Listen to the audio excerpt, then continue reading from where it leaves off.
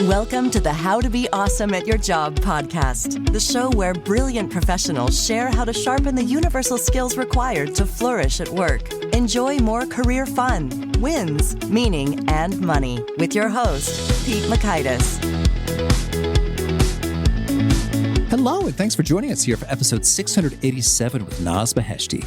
Naz has got some excellent tips on how you can become the CEO of your well-being and why to prioritize that, because it will pay dividends not just in terms of feeling great, but performing great. So you'll learn 1, how to nourish your inner coach while silencing your inner critic. 2, the ACE method to combat stress. And 3, an easy trick to get more out of your energy. So if you want to see the show notes or the transcript or the links to items we've referenced, please drop on by awesomeatyourjob.com/EP687. And if you're at awesomeatyourjob.com, check out some of our cool stuff, such as the Gold Nugget email summaries, which give you a nice email you can read in about 2 minutes, summarizing Naz's wisdom and every guest to come after her and all the guests before her, too. You got the vault of access to all that stuff gets unlocked when you sign up for the Gold Nuggets. So 687 summaries of episodes. Pretty cool. That's the Gold Nuggets over at awesomeatyourjob.com. Now, here's Naz's story. Naz Beheshti is the author of Pause, Breathe.Choose, Become the CEO of Your Wellbeing. She's executive wellness coach, speaker, Forbes contributor, CEO, and founder of Prananaz, a corporate wellness company improving leadership effectiveness, employee well-being and engagement, and company culture. Her clients include Nike, JPMorgan Chase, Skadden, and a whole lot more. Her work has been widely featured in media, including CNBC, Forbes, Yahoo, Fast Companies, and others. She also co-founded Rise to Shine, a nonprofit helping to alleviate the suffering of young children in Haiti. Visit her online at nazbeheshti.com. Now, here's Naz. Naz, thanks for joining us here on the How to Be Awesome at Your Job podcast. Thank you for having me, Pete. Well, I'm so excited to hear what you have to say. And I'd love to start by talking about Steve Jobs, your first boss and mentor. Can you tell us a bit about how he's shaped your views on work and life?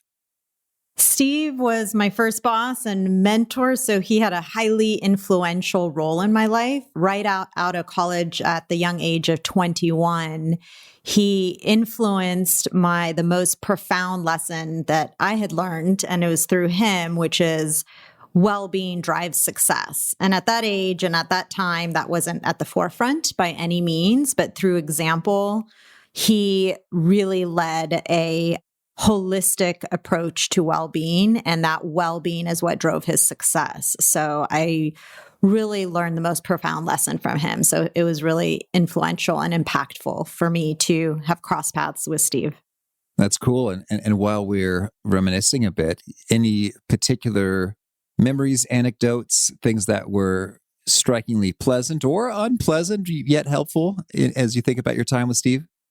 Well, I remember the time when I was working for him and I discovered that my version of healthy was Steve's version of garbage, quite literally. And I shared this in my book. One day, I thought I would surprise him with an oatmeal raisin cookie as a healthy option for dessert. And later that day, I noticed the entire cookie, not a bite taken out, but the entire cookie in his trash can. Mm-hmm. So that was the first red flag that I actually wasn't as healthy as I thought, and that my version of healthy was quite literally Steve's version of garbage. Did you discuss it at all? No, I was quite embarrassed actually, and I just made a mental note never to give him a oatmeal raisin cookie ever again. He was extremely health conscious, and that healthy version of that cookie was just, I guess, too much sugar and not so healthy for him. You know, it also makes me think about is just how decisive that is in terms of like this cookie's going directly to the garbage. Exactly. There's no need to think about it. No need to take a bite out of it. Sometimes I feel that way about, like, I get gifts that I don't want. Mm-hmm. So apologies to any family or friends who are listening to this. and so it's like, I almost feel sort of like obligated to like not get rid of it immediately. It's like, well, you know, that was nice of them to think about it. But there are times it's really, I know that this has no place in my life or my home. The proper decision would be to remove it immediately via donation or whatever. Exactly. And he did it. Yep. Cool. Well, let's talk about your book, Pause, Breathe, Choose. This is a great message. I'm intrigued. And so what is the core idea or thesis here within Pause, Breathe, Choose? Well, the key to thriving in today's high pressure culture is to cultivate deep self-awareness and strong emotional intelligence, which really facilitates making mindful choices that transform your life. So one conscious choice begets another. So Pause, Breathe, Choose is a roadmap for authentic self-discovery, better choices, and purposeful growth. Okay. Well, so tell us, how do we go about doing some of that good stuff? It's a holistic approach to well-being. And the MAP method is really a holistic approach to living your best life. So I'll start with the MAP being an acronym for M. M is for master mindfulness. And really, mastering mindfulness is fundamental to the method because when you're more mindful, you're able to make better choices. That leads you to the A, which is applying better choices to manage stress and build resilience, and the 7 A's. And then the P is for promoting yourself to the CEO of your well-being, and the 3 Ps. So when you combine those 3 parts of the MAP method and implement them, you're really going to be thriving in all aspects of your life. Okay. Well, so let's talk about mastering mindfulness. I guess maybe first, can you define mindfulness? How do you know if you got it, if you don't, and how do you get more of it? Yeah. So mindfulness really in a nutshell is presence of heart. It's really about awakening your mind and your heart from autopilot. And that enables you to experience life unfolding in the present moment. So the mindfulness unlocks your ability to tap into your intuition and creativity so that you can receive new information and develop new perspectives with a beginner's mind. And that's really what mindfulness is all about. All right. So that sounds great. If I want to do that, where should I start? I always say to start small. So start with 2 minutes of a seated meditation, which there's so many different types of meditations out there. And I would say, experiment with the different types. Maybe start with an app like Calm or Headspace.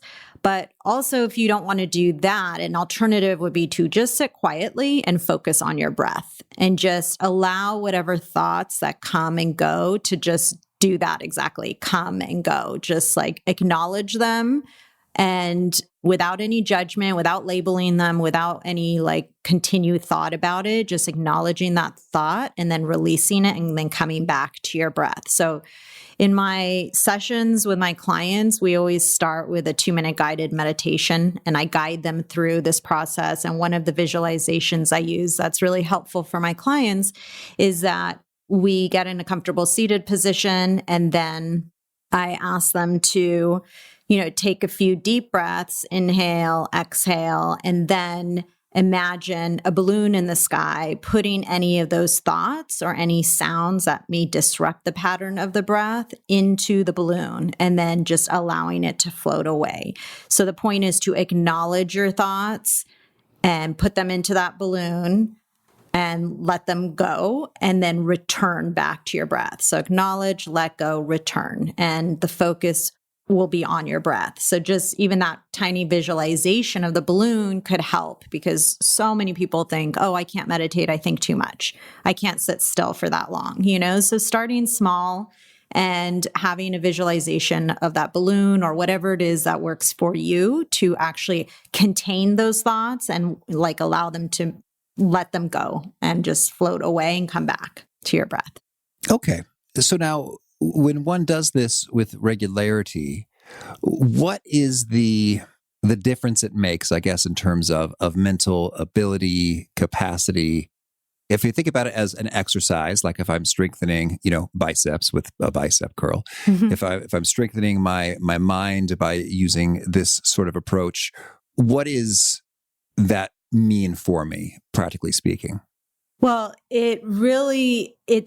mindfulness can literally reshape and rewire the brain through neuroplasticity, in which new habits reorganize or rewire neural connections. So a consistent meditation practice pretty much gives us the opportunity to be proactive in changing our brain and increasing our well-being and quality of life. And there's research that supports that as well. And in terms of your health, your creativity, decision-making, being less reactive, these are all like many ways that mindfulness can help. A consistent practice of mindfulness is key, not just practicing once a week or twice a week, but daily, or at least 6 days a week is key. Could you give us some examples in terms of perhaps it's the decision-making and the reactivity? Like, what would life and your brain look and feel and sound like pre-meditation practice versus post-meditation practice if it's doing its job? Like, how do we know it's working? Well, I can give you the example of myself, which was more reactive back, years ago. I started meditation back in 2010. And prior to that, I was doing a bunch of yoga, daily yoga. So that really helped. But before that, I tended to be, I'm very type A and on the go and, perfectionist and very fast paced life. And I was very reactive when I was younger. And so when someone would, I had very little patience. So if someone wasn't doing their job or doing what they said they were going to do, I would be more irritable and reactive and kind of tell them what I thought rather than taking a breath and like just pausing and responding in a more compassionate way rather than reacting with a negative tone or with negative words, and not understanding and having compassion for that person. I'm much less reactive and more compassionate just in general. Okay, so reactive might sound like, hey, you idiot, why did you screw that up again? And then the post-meditative response could be like, hey, I noticed this, what's going on? Yes. Or I'm just curious how this outcome turned out this way, or, I'm curious, or yes, or could you please explain rather than, I can't believe you did this, or, that's shocking, or, something like that. Yes. So it's definitely helped in that respect. As far as decision making, meditation brings extreme clarity, right? So when you are able to quiet the chatter of the mind and kind of, like I was saying earlier, my definition of mindfulness is aligning your mind with your heart. So a lot of us operate and speak and think only from the mind without that connection to the heart. So we are able to quiet our mind and go deeper into our authentic self. So the reason mastering mindfulness really is about discovering your authentic self, because you're quieting all the chatter of the mind and the external stuff that's just really loud and keeps echoing in your mind. It's not necessarily your true essence, your true self, because it's too loud to get deeper to who you truly are. But mindfulness and meditation quiets that and then allows you to tap into your truest desire, your authentic self. And so then that also brings a lot of clarity. And then you're able to make decisions with confidence, and you're very tapped into your gut, your intuition, whatever you want to call it. And so decision making becomes stronger and just faster and better and with more confidence.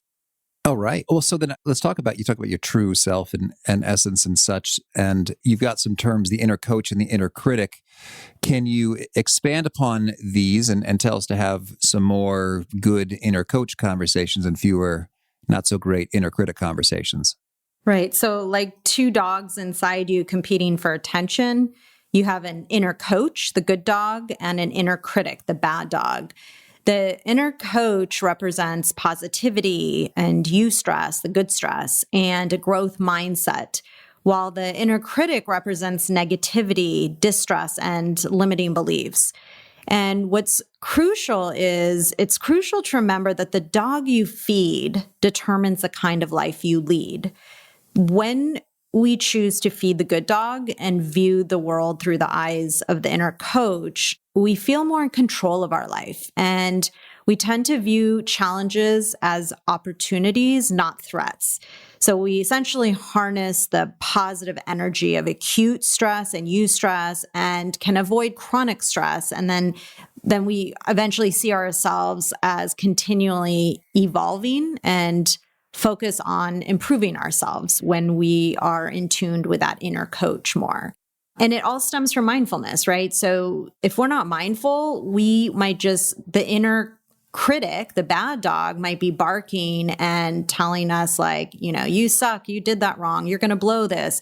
And that's the default voice that we hear in our head if we're not mindful to catch that and be like, oh, that's the bad dog, that's the inner critic.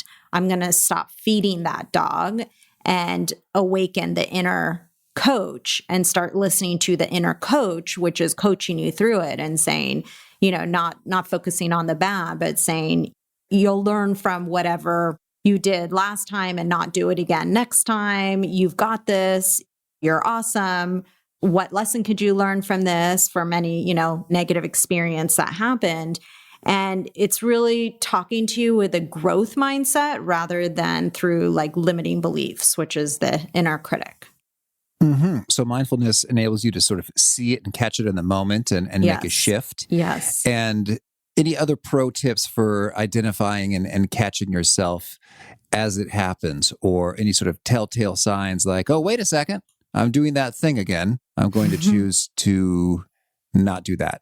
Well, so when you find yourself kind of spiraling or ruminating and you're just kind of stuck with the same kind of negative thought pattern and you just keep replaying something that happened at work or a conversation you had that wasn't very positive, or maybe you had like a great meeting and then one negative thing happened. Maybe you said something wrong, like you identified something that wasn't accurate, or, like you're giving a presentation and you said the wrong numbers by mistake. But everything else went really well. But then your inner critic is going to only focus on that one part that was like, 5 seconds versus the rest of the hour that went really well. And you're going to just continue to ruminate over that. So then you start realizing you start feeling bad, right? And so just checking in with how you're feeling and what you're thinking. So I have these, one of the things I do throughout the day is I do mindful self check-ins, what I call mindful self check-in, which really is just asking myself rapid fire questions throughout the day. And this could help catch you when you're ruminating or stressed or, spending too much time in one area. And you just ask yourself, how am I feeling? What am I thinking? Am I breathing? Am I thirsty? And just like check in with yourself and just rapid fire questions and address however you're feeling in that time. And that will give you an opportunity to shift out of that negative state. All right, cool. Thank you. And you've got an approach to reframe stress. How do we make stress our friend? Yes, that's the ACE method. It's the new way of reframing stress, which is very effective to upgrade both your mindset and your behavior. So the ability to distinguish between different kinds of stress, being acute, chronic, and eustress, also stands for ACE, allows you to perceive stress as a challenge rather than an obstacle. So once you understand the type of stress you're facing, then you can identify the actual stressors and their source and take empowered action. So it's a 3-step process. You can ACE stress using the 3-step ACE method through awareness, change, and empowerment. So one is be aware of the signs and symptoms of the stressor and identify the type, as I mentioned, and the source of stress. Step 2 would be to change your mindset. Choose to reframe the stress using an upgraded mindset so that you can identify your options or opportunities, both in mindset and behavior. And then lastly, step 3 is to take empowered and effective action. And sometimes it's just about shifting your mindset, right? It's about choosing to shift your mindset. If you can't actually change the situation or the circumstance, there's just some things that are out of our control that we cannot change. but we can always change our mindset around it. Well, could you walk us through an example of there's a stressor and then the shift in mindset and the impact that makes? Right. So I share a story in the book about how I was on my way to one of my clients to teach a stress management workshop. And I was so stressed. I found myself so stressed on my way to teach a stress management workshop, but I applied my own methods en route to this workshop that I was doing.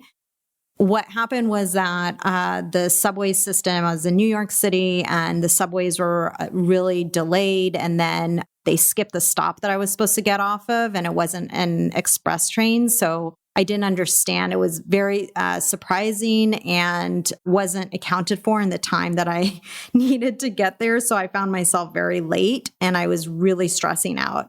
And while I was stressing out in the subway, as it flew by my stop, I decided that there was nothing I could do. I was literally stuck in the subway. I couldn't jump out. I couldn't change the time and go back in time. And I just accepted that I was going to be late to my workshop that I was teaching. So what I did was I shifted my mindset by actually sitting quietly. I closed my eyes.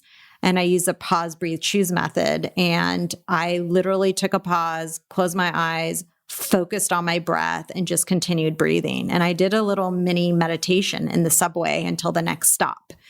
And that really calmed me down. And I was able to shift that stressor to really understand that, again, there's some things out of my control. It was in my control earlier. I can't go back. I can't redo that. So I can only show up as my best self. So I was preparing myself to show up grounded, calm, not frazzled.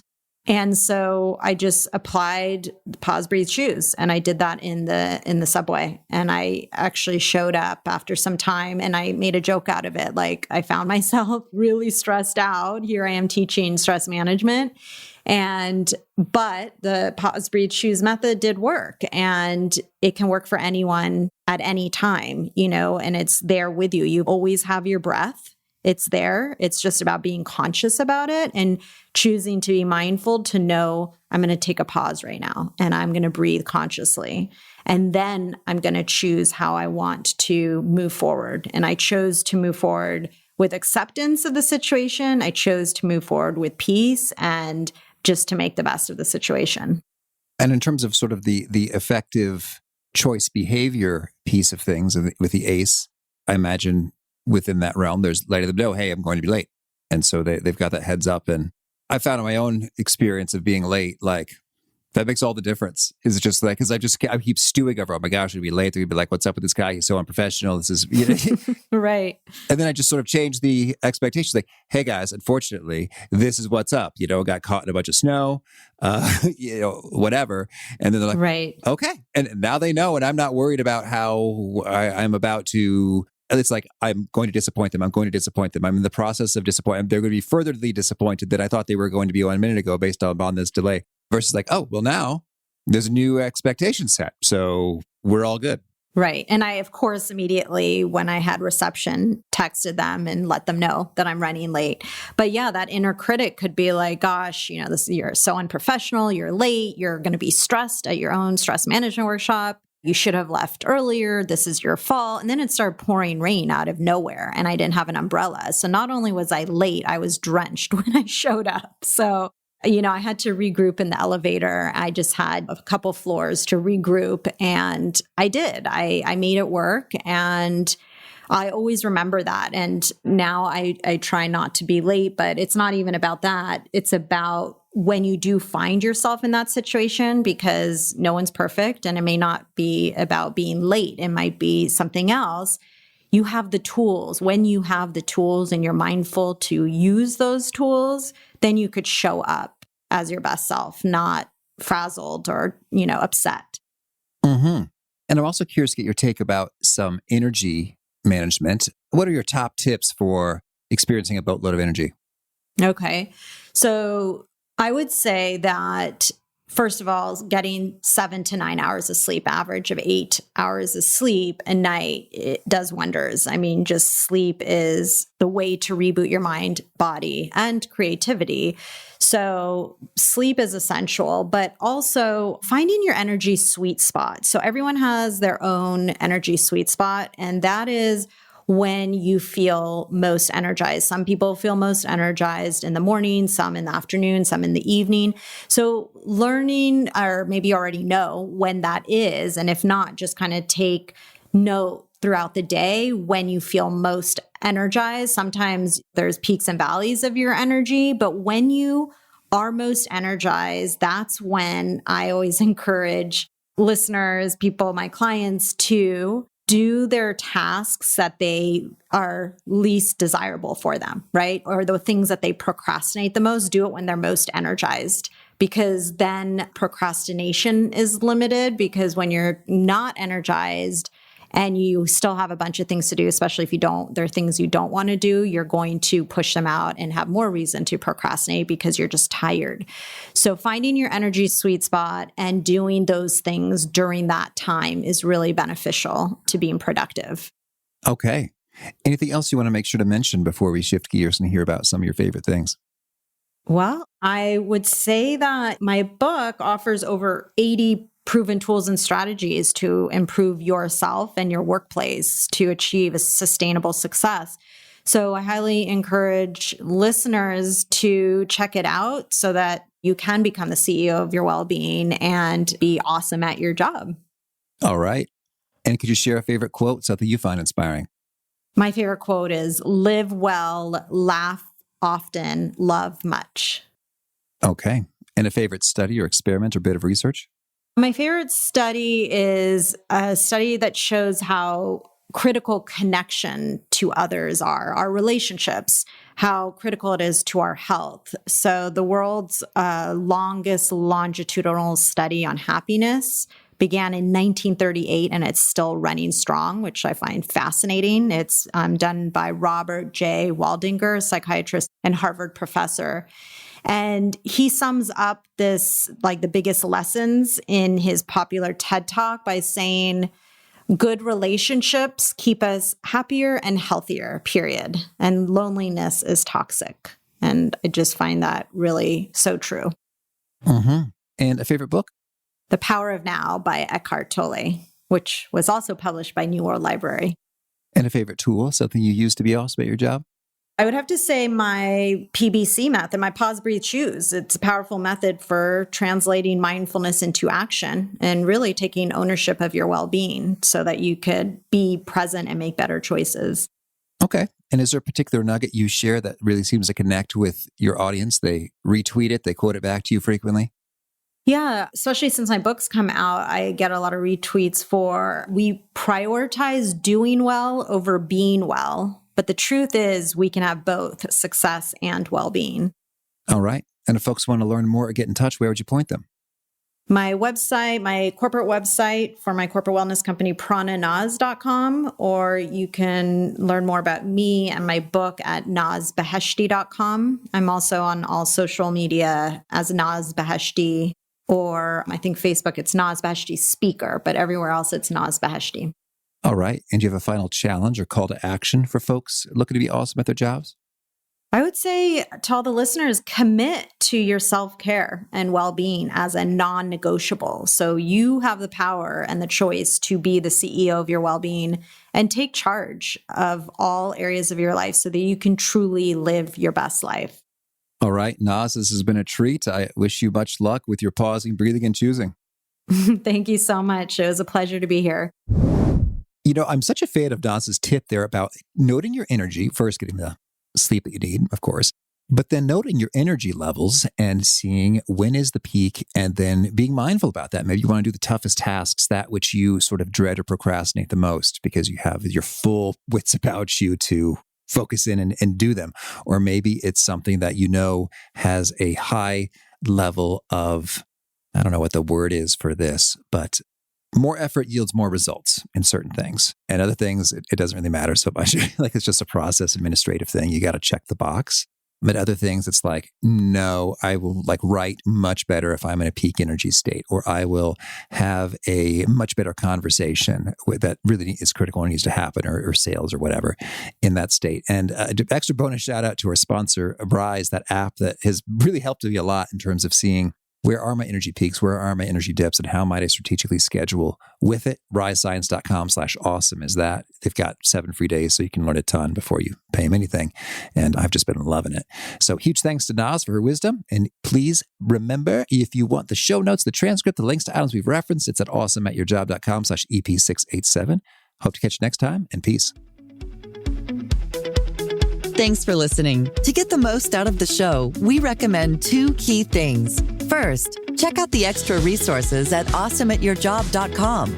You can find this episode's transcript and links, as well as the perfect episode for your situation. You can search the full text transcripts of hundreds of episodes or explore episodes tagged by topic and competency covered. Second, subscribe to the podcast and get future episodes automatically. You can subscribe by telling Siri and several other smartphones and speakers, subscribe to the How to Be Awesome at Your Job podcast, or by tapping subscribe in your podcast player of choice. If you'd like some extra help figuring out podcasts and how subscriptions work, visit awesomeatyourjob.com/subscribe for guidance. Hope to catch you on the next episode of How to Be Awesome at Your Job.